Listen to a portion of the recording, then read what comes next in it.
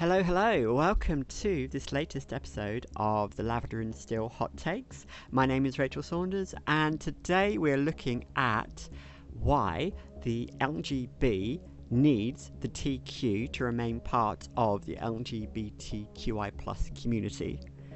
Precisely because we are facing an increasing pressure from Christian nationalists, from gender critics, and from organisations such as the LGB Alliance to try and separate us out. Now, for those in the community, there's been this ongoing conversation since 2016, around the time Donald Trump first got elected, and around the time that in America gay marriage was legalised, about how to separate out the TQ from the LGBTQI+. Ultimately, groups such as the LGB Alliance argue, unconvincingly in my opinion, that the TQ undermine fundamentally anybody who's gay, lesbian or bisexual. Now, it goes without saying that many trans and queer people are also potentially lesbian, gay or bisexual. So, by dint of the fact that they're trying to remove trans and queer people, the LGB Alliance and other groups fundamentally misunderstand trans and queer sexuality. But that's by the by. The bigger point is, as is currently going through the UK courts with respect to a judicial review on sexual deception, one of the things that needs to be drawn out is that sexuality is not fundamentally a fixed subject. Now, for those who've got long memories, trans and queer people have long been a part of the LGB community before the TQI plus etc. were added on. In fact, you can go back to the 1800s and see that trans identities, whether they be what was originally called transvestites, whether they were cross-dressers, whether they were trans men, etc., they've always been a part of what we now associate with the LGB community. There's never been a point where they've been separated out. For those who say, oh, but trans people weren't involved in the community back in the day, you only need to go back and look at pictures from the 1920s, 30s, 40s, 50s, 60s, 70s, 80s and 90s, and you will see categorically that trans people or trans adjacent people have always been there. Heck, pick up a history book on queer Berlin and flick through the pages and you can see trans people, transvestites, cross-dressers, queer people of all shapes and sizes in that history. So next time somebody from the LGB Alliance stands up and says, oh, but they're not part of the community, they never have been, just point them to a history book. Trans and queer people have been a fundamental part of the queer community since day dot.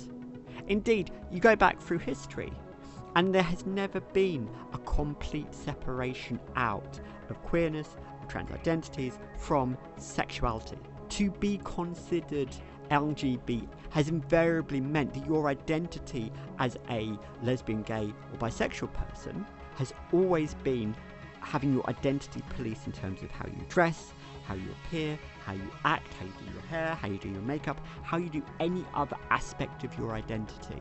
Now, this is not to say that LGB people were trans in any way, shape or form, but to be LGB historically has inherently been to queer your identity. Now, as someone pointed out to me earlier today, queerness has historically had negative connotations because queer people were historically attacked over their identities, over the manifestation of their sexualities. They were historically marginalised and attacked and killed because of their perceived queerness. Hence why, in certain parts of the LGB community, to call yourself queer is to refer back to that period in history where to be called queer was a slur. Now, I'm old enough, I'm 44, I'm old enough to remember when being called queer was an insult.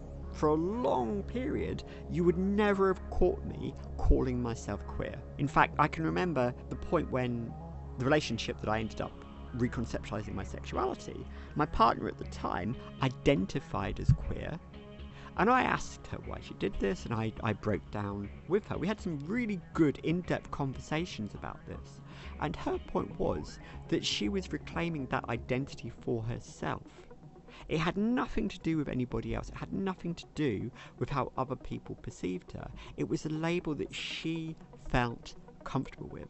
And so, while I was very happy with the term bisexual, or pan as it was at the time, I actually went, well, actually, queerness fits me better because actually my sexuality is fluid. I don't have a specific label for my sexuality. If you asked me who I find attractive, who I will sleep with, who I will kiss, who I will marry, who I'll engage in long-term relationships with, that fluctuates. And I'm not afraid to say that my queerness is very queer. This whole hinterland of my identity, my sexuality, is very broad. So when the LGB Alliance say, oh, but queerness needs to be exercised from the LGB community as well, no, queerness is just another way of saying my sexuality is not readily defined. I'm not going to suggest the two are adjacent, but you have non-binary identities with respect to gender. I would suggest my queerness is akin to that I don't actually have a label that I can fit onto my sexuality that is readily engaging, because if I say to somebody, well, I like really fit guys who are muscle and gym bunnies, yeah, I love them, but I also like femboys, and I also like girls who are really butch, and I like girls who are really pretty, and I like this and that and the other, and it's like, well, actually, it's always in flux. I can see somebody who's attractive, and I go, well, actually, yeah, they're an attractive person. It doesn't matter their gender, their bodies, their physique, what they've got in their pants. It just is that as a person. Which is why I don't believe it is reasonable for anybody to police anybody else's sexuality. I don't have the right to impose my conception of queerness onto anybody else. It's just a personal relationship I have with my sexuality. And I'm not afraid of saying that. I'm very comfortable exploring my sexuality, talking about it, dissecting it. And so when other people ask me about my sexuality, I can say to them, well, this is who I am. I've got no fear of that. So when the LGB Alliance say, well, you can't be part of our gang, I'm like going, well, okay, my sexuality is not straight. I'm not heteronormative in any way, shape or form. Why are you choosing to exclude me? Is it because I'm trans? Or is it because you just are uncomfortable accepting that you haven't got the power to police somebody else's identity? This is why when you get spokespeople for the LGB Alliance and the Heritage Foundation and any other group that seeks to box out certain groups from queer culture, when you challenge them over this, they've got no real answers other than saying, I'm not comfortable with this. Because ultimately, their discomfort is the thing they're using to police identities. And this then comes back to the exclusion of trans people from queer spaces. Because ultimately, yes, trans people may potentially be heteronormative. You might get a trans woman or a trans man in a heterosexual relationship. But what they had to go through to get to that point requires solidarity. Part of the reason why the T is included in the LGBTQI+, and the same with the I, the intersex, is because of the pressures we go through as trans people or as intersex people, etc. I'm not intersex, I'm not non-binary, but I'm an ally of those groups, and I see the validity of having them under the same umbrella because of the struggles they go through in society. It's about solidarity. It's about recognizing that marginalized groups require solidarity, protection, and support. By exorcising the T and the Q from the LGB, it's like, well, actually, you're cutting off people who do fit under the LGB umbrella simply for the sake of your discomfort, your fears, or your distaste or your disgust over certain identities. No one is forcing a lesbian, a gay, or a bisexual person to sleep with anybody else. And yes, some trans people might find what I'm about to say a little bit uncomfortable, but having a genital preference, as long as it is not used to weaponize against trans people, is not necessarily a bad thing. Now, as somebody who likes all genitals, I don't have a preference. But there are people out there who do only like certain types of genitals and certain types of body configurations. Now, there's no point in denying that. However, where it becomes transphobic and problematic is when it is used to exclude trans people from certain definitions of sexuality. Trans lesbians are just as valid as cisgender lesbians. If a trans lesbian is in a relationship with a cisgender lesbian, that does not make that relationship heteronormative. That makes it a lesbian relationship because they themselves consider themselves lesbian. Nobody else has a moral authority to step in and get puritanical on their asses and say, well, no, you're not lesbians. And this was a fundamental problem with the For Women Scotland ruling last year, because For Women Scotland tried and succeeded to say that lesbian is rooted in biological womanhood, however you want to conceive that. That's not how sexuality works. The heart likes what the heart likes. And from a legal perspective, if you exclude trans lesbians from the definition of lesbians, it's not just trans women who are impacted by that, it's their partners, it's their cisgender partners whose sexuality you are denying. Because ultimately, the ability to police people's bodies does not belong to a small clique of gender-critical, LGB alliance-orientated activists. It belongs to everybody in society. Sexuality is not something that the LGB Alliance, the Heritage Foundation and Sex Matters ought to have the power to police. Every single trans person, queer person, trans-inclusive, gay, lesbian and bisexual person has the fundamental right to their own sexuality, irrespective of what anybody else believes. And if gender critics want to exert and manifest their personal beliefs, then they have to make a decision about whether or not their beliefs ought to be imposed. And from my opinion, no. You shouldn't have the right to impose your conception of sexuality onto anybody else. Same goes for gender, same goes for sex. Ultimately, there is not one singular conception of bodies that should be or ought to be imposed on anybody else.